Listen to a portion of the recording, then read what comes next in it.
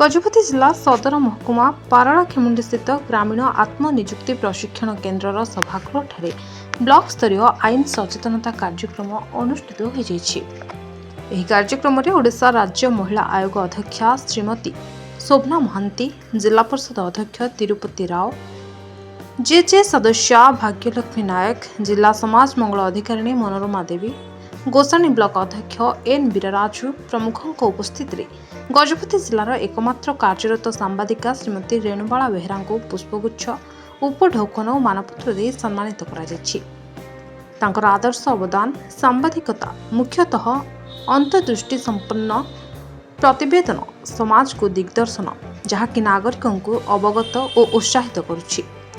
तांकर एक निष्ठापूर्ण सेवा और उत्कृष्ट कार्यदक्षता को स्वीकृति जणाई तांको संबर्धित करा जायछि। एही अवसर में तांकर साहस, सहनशीलता और धैर्य को अतिथि माने प्रशंसा करथिले। Gajapati Vivekananda Behera report, Hiranchal live.